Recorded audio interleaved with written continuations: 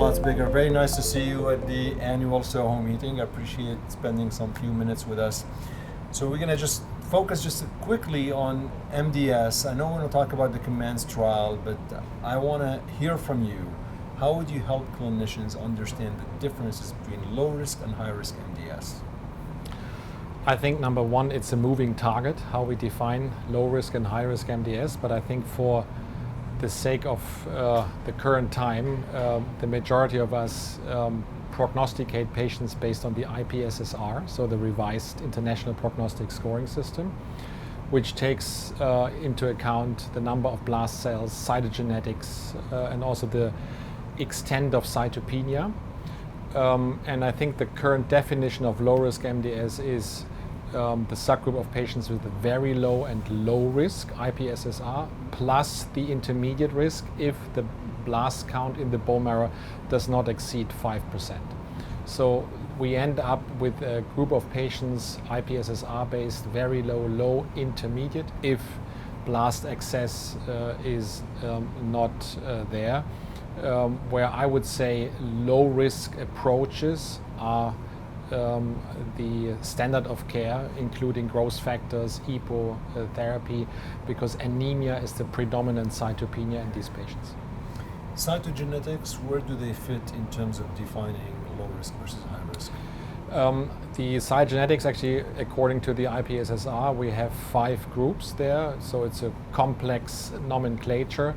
Where in general patients with a del5Q abnormality, for instance, or 11Q, they have a very good prognosis. Many of these patients actually live for 5 or even longer years. And then we have patients with chromosome 7 abnormalities or complex karyotype. Even if you determine a blast count of less than 5% at diagnosis of these patients rapidly progress to high-risk MDS. So therefore, I think the IPSS-R gives a lot of weight to cytogenetic abnormalities, more than IPSS-based prognostication. And along those lines, and I didn't mention it so far, we have the IPSS-M, the molecular one, which also includes not only cytogenetics but also molecular abnormalities, which, however, the assessment by NGS is not available in every country, in every region. Yeah. So, and I think it's still a learning curve for a lot of us. But I think for treatment decision, the IPSS-R is the most important one, also because recent clinical trials have been primarily based on IPSS-R. And the importance of that is, inclusion, exclusion criteria. You guys must have a uniform definition how you define these patients. An example of this is the COMMANDS trial, which looked at low-risk myelodysplasia patients. Maybe share with us a little bit how this came about in terms of why the trial was designed and who was included in it and what the outcomes.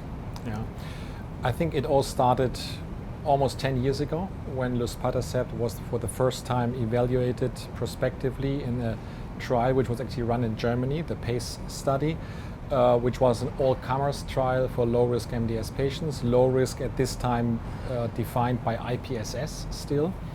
And what we observed actually was that the drug worked in EPO-naive but also EPO-refractory patients, and we saw that the ring sideroblastic patients did quite better with regards to hemoglobin and transfusion independence response than the non-ring sideroblastic patients. It was not a dramatic difference, but I think it was clinically relevant.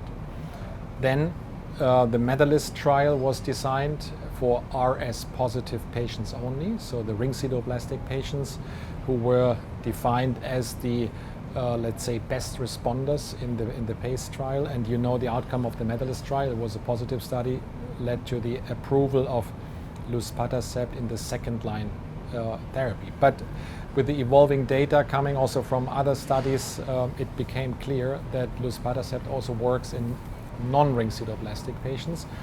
And this was, I think, the rationale then to design the COMMANDS trial for the first time, a head-to-head comparison of ESA/EPO based therapy in EPO-naive patients, being red blood cell transfusion dependent, being lower risk MDS, and again the definition is IPSS-R based, very low, low, intermediate, less than 5% bone marrow blast, head-to-head with luspatercept.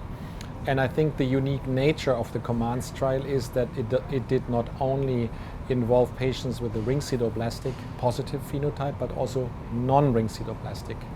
At the end of the day, the study was just published in The Lancet a couple of weeks ago. 1/3 of the patients were non-ring sideroblastic. If you look at the primary endpoint, which was... How many total patients in the trial? How many? More than 300 randomized. So if you look at the primary endpoint, which was positive and was defined by a more than 12-week or at least 12-week transfusion independence plus an increase of the hemoglobin level, if you look at this, it was significantly improved in favor of luspatercept compared to ESA. And if you look at all subgroups, EPO level less than 500 to 200, less than 200 or more, actually the drug luspatercept was significantly better, with one exception, and these were the ring sideroblastic negative patients, where the response rate was basically the same. On the other side, the durability was also improved with luspatercept, also in the RS negative patients, although the study was not powered to show that. But there is, I think, a lot of evidence to believe that although the response rates were the same, the durability was better with luspatercept, is also in the RS negative patients. So the bottom line message from this trial is, for the first time, ESA was beaten, if I may say this, by a competitor in a first line approach, and I think FDA shared this enthusiasm, obviously, which I mean I like, because it's good for the patients.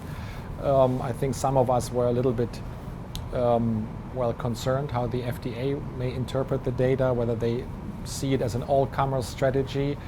But 1 week ago we got the decision, and that's, at least for the US, it's good for patients, because now we have the choice as a clinician. Yeah. Well, congratulations on the publication and the trial. I mean, I think what you just highlighted to viewers, how long it takes until you get a drug. This started as a concept 10 years ago, and here we are. At least it was a positive finale. My last question, is there any side effects or safety signals that clinicians should be aware of? I think we learned a lot, as you pointed out, during the last 10 years about the safety of luspatercept. All I can say is a very safe drug, with some signals also coming out from the early trials, where fatigue and also asthenia was observed more often in the luspatercept arm.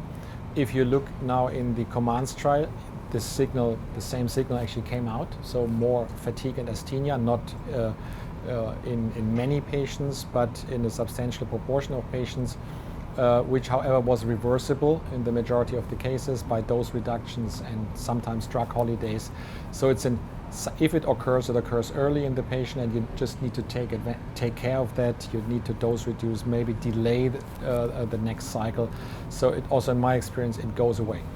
Interestingly enough, in the EPO arm, also a substantial number of patients had this, also had fatigue and asthenia, so which had never been reported, at least not to my knowledge, in previous trials. So if you really look in a sophisticated way, also with drugs being considered old drugs, you find new, or let's say side effects which have not been. Yeah, it's a good point, because you end up sometimes your ability to identify these adverse events matures with time. Exactly. Yeah. Look, thank you so much for spending time. Congrats on the paper, on the success, and hopefully next year we're going to have more drugs even for the higher risk.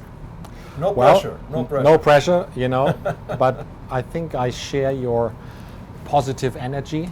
Yeah, but we, I think, had a lot of failures with high-risk MDS quite recently, magrolimab and others. Well, we hope that at least the AZA-VEN approach, which is I think rather mature in the Verona trial, will succeed. Perseverance. Thank you so much. And passion. Don't forget passion. Passion.